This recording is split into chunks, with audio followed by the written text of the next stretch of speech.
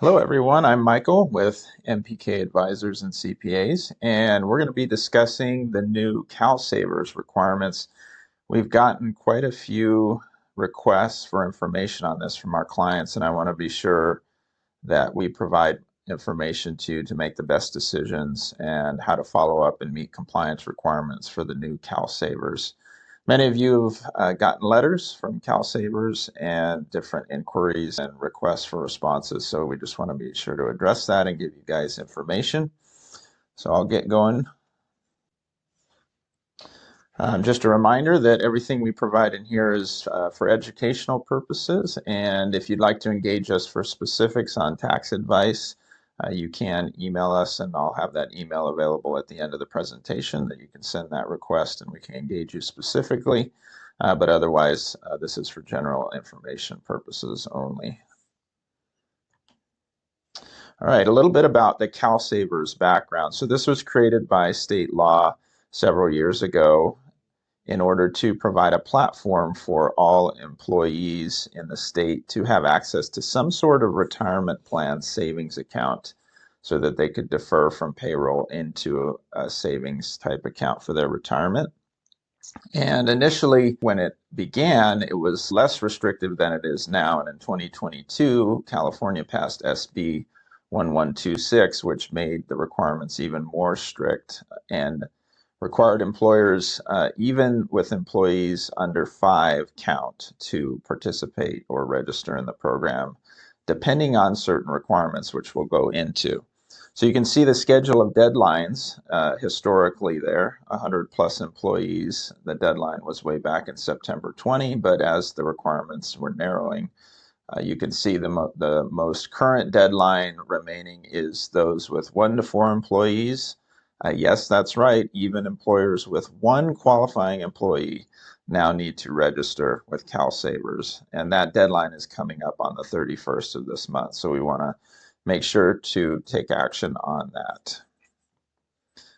So what are the steps to meet those requirements? Well, first, it's important to determine what your mandate would be. We'll go into some of the exemptions and some of the qualifications on that in the next slides, but you want to determine if you have an exemption and you meet an exemption requirement first before you register to enroll in CalSavers. Once you determine that, you can either go the pathway of exemption or you can go the pathway of enrolling. And this slide just gives some information, which I won't go into too much of the details, but if you do enroll, you'll need to provide certain information to CalSavers, as well as upload all your employee data to them and submit employee contributions in a timely manner. So who's required to register? Well, employers now are required, per that SB that I mentioned before, with at least 1 qualifying employee must now register with CalSavers unless they meet an exemption requirement, which we'll go into. State law requires you to provide your status of an exemption or request to enroll at CalSavers online, and the website you can go to is calsavers.com/2025 to do that. And you'll need just some basic information: your tax ID number, your California payroll tax account number, which is also the EDD number for your payroll account, and an access code. This access code was typically mailed out in a letter format, but if you've lost that, you can request it again online. So who's a qualifying employee for CalSavers? Well, you at least have to be 18 years of age. Qualifying employees are also non-owners. So if you have any owner employees, they do not meet the requirement for registration. So only non-owner employees would count toward that employee count. They have to have a status of employee in California. So this would not include independent contractors who are typically issued 1099s. It would only include those employees that are typically issued a W-2. And there's no minimum hours worked required or no minimum length of work history. So those that are temporary, seasonal, they would all be eligible for CalSavers and they would be a qualifying employee for this requirement. Who qualifies for an exemption? So I mentioned you want to determine if you qualify for an exemption up front, because then you can apply for the exemption rather than enroll in CalSavers. I list these here in bullet format. So the first is governmental organizations.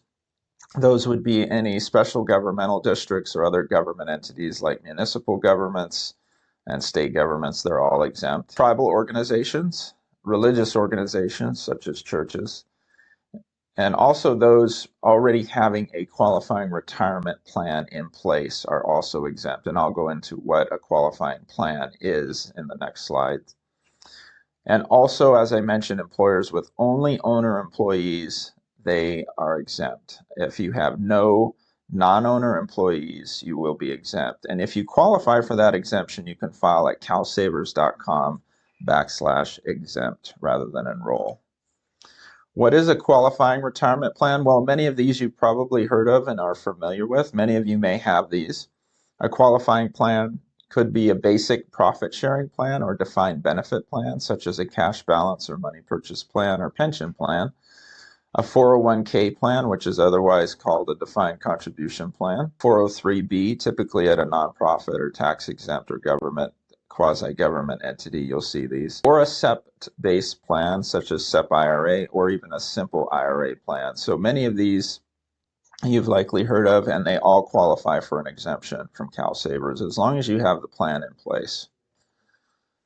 Where do you go? Again, this is a reminder to tell CalSavers you either have the exemption or to enroll if you do not meet an exemption.